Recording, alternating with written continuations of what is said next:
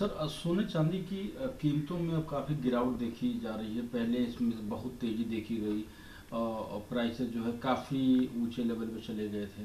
अब जो कल की गिरावट की बात करें, अगर हम 6% सोने के दाम में कटौती दर्ज की गई है, क्या वजह मानते हैं आप? देखिए, ये जो तेज़ी की वजह थी वो इंटरनेशनल थी। डॉलर का डी डॉलराइजेशन होना।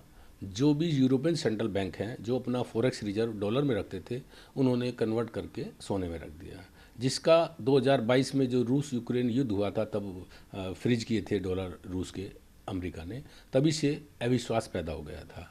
तो 2022 से ही तकरीबन तकरीबन जो है ना उसका डी डॉलराइजेशन शुरू हो गया है। अभी पिछले कुछ दिनों में बहुत ज़्यादा तेज़ी, एकदम से 1000 रुपया 2000 रुपया रोज़ाना मतलब बढ़ती जा रही थी। ये अनाप शनाप जो है ना, मतलब जो इन्वेस्टर थे या जो ग्राहक थे या जो दुकानदार थे वो ऐसा महसूस करते थे कि मैं अगर खरीद लेता कल तो आज मेरे को 1 लाख रुपए का फ़ायदा हो जाता, कल खरीद लेता तो 2 लाख का फ़ायदा हो जाता। तो लोगों में एक पैनिक बाइंग आ गई, जिसकी वजह से भाव 2 लाख रुपए चांदी और 1,35,000 रुपये तकरीबन सोना बिक गया। अभी ये प्रॉफिट टेकिंग आ रही है। प्रॉफिट टेकिंग के बाद में सोना नीचे जाएगा। अभी सुनेरियो, जो भी एक लिमिट होती है हर चीज़ की, रबड़ को जितना भी खींचते हैं लास्ट में वो टूट जाती है।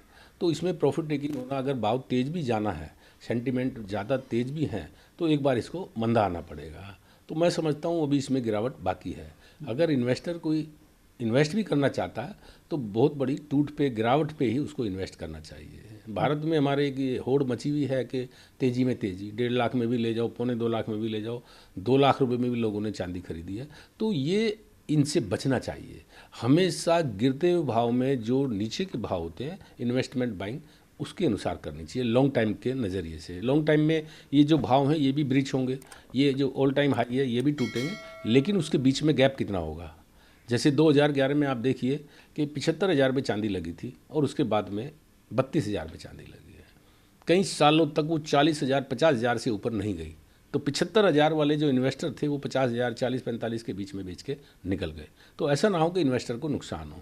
तो हमेशा बहुत सोच समझ के स्मूथली अपने पोर्टफोलियो को लॉन्ग टाइम के लिए इसमें इन्वेस्ट करें। 10% 20% अपना पोर्टफोलियो इसमें रखें, लेकिन वो लगातार रखें। तो किस तरह का ट्रेंड देख रहे हैं अब आगे? जब गिरावट एक बार शुरू हो चुकी है, तो आगे किस तरह का ट्रेंड आपको लगता है कि होगा? देखिए, अभी तो मुझे लगता है कि सोने और चांदी में दोनों में गिरावट बाकी है। सोने की बात करें तो $3600 आ सकता है, यानी कि 10,000 रुपये यहाँ से और भी गिर सकते हैं।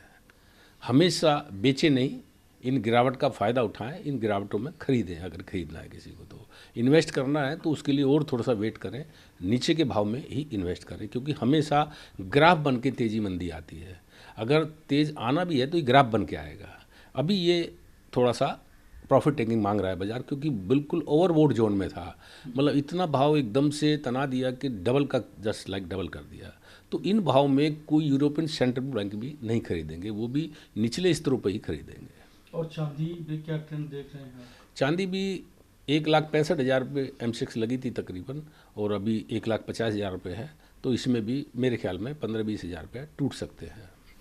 और धन से किस तरह का माहौल देखा गया खरीदारी को?